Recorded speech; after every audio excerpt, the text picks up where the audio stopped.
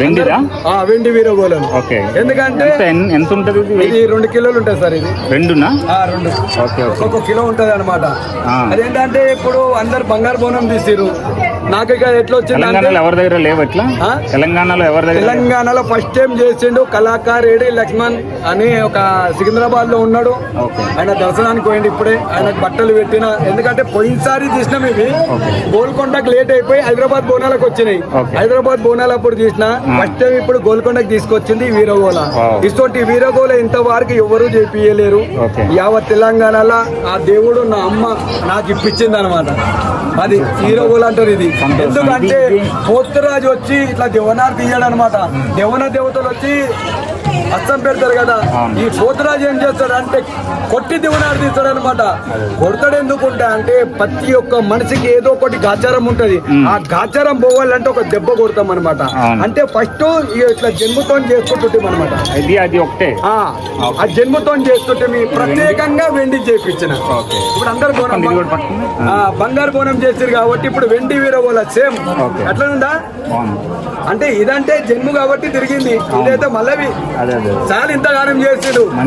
యావత్ తెలంగాణలో first time చేసిరు వీరగోళ అంటారు. వెండి వీరగోళ దయ్యాలు గాని భూతాలు గాని పొలిమేర కాసే పోతలింగని ఒక ఇంట్లోకి వెళ్తుర్రు అంటే ఈ ముగల తప్పులేనమాట. ఈ సప్పుడుకు దయ్యాలు గాని భూతాలు గాని కామెంట్ గాని కంపటి పిశాచులు పారి 12 లామల దూరం పోతాయి అనమాట. మువ్వల చప్పుడు అంటారు. మువ్వలు అంటారు దాన్ని, గజ్జలు అంటారు. కావున ఆ మువ్వల చప్పుళ్లతోని అనగానే ముంగట ఉన్న దయ్యాలు భూతాలు గాని గాడుపులు గాని అన్ని వెళ్ళిపోతాయి అనమాట. కావున ఇది పోవడానికే మువ్వలు అనమాట. మువ్వలు ఇది నడుము గజ్జలు, ఇదేమో కాళ్ళ గజ్జలు, కాల్పు కట్టుకుంటాం అనమాట. ఈ గజ్జలు ఆ పోతురాజుకు ఉండేది కాళ్ళ గజ్జలు. ఇది పిక్క గజ్జలు. పిక్క గజ్జలు అంటే ఇది బట్టతో చేస్తాము. ఈ కొంతమంది ఏం చేస్తారు అంటే తోలుతో వేస్తారు. తోలు పెట్టొద్దు, అది లంద కిందికి వస్తుంది అనమాట. చర్మం అనమాట. చర్మం ఏ చర్మమో కానీ చర్మం అది. ఆ చర్మం వాడొద్దు అనమాట. అమ్మవారికి కూడా నచ్చేది అనమాట. కావున ఆ చర్మాలు కాకుండా ఇవి మేము ప్రత్యేకంగా చేసుకుంటాం అన్నమాట. అమ్మవారి 33 ఏళ్ల నుంచి నేను పోతురా చేస్తున్నా గౌలీపుర సలమందు పాత బస్తీలో.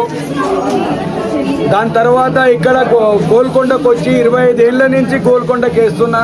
2 బోనాలు ఎక్కించి అమ్మవారి దగ్గరికి వచ్చి 2 బోనాలు ఎక్కించి ఒక 6 మంది 7 మంది పోతురాజులం వెళ్ళి ఆ వీరంగం సృష్టించి అమ్మవారి దగ్గరికి ఏ దయ్యాలు కానీ భూతాలు కానీ కామిన్ కానీ కప్పుకోటి పిశాచులు రాకుండా పారదోలనీకి లోక కళ్యాణం గురించి పోతురాజు వెళ్తాడు. ఎందుకు వెళ్తాడంటే ఏ గాలులు దుమారాలు రావద్దు కాబట్టి.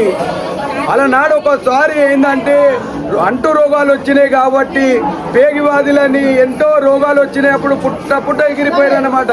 కావున అమ్మ మా వాడల మా ఈ రోగము తక్కువైతే అమ్మ నిన్ను కొలుచుకుంటాం తల్లి అని చెప్పి ఉజ్జోనికేని గోల్కొండకు తీసుకొచ్చారు. గోల్కొండ నుంచి సికింద్రాబాద్ వచ్చి, సికింద్రాబాద్ నుంచి హైదరాబాద్ వచ్చిందని మన కథలు చెప్తారు మాకు చిన్నప్పటి నుంచి.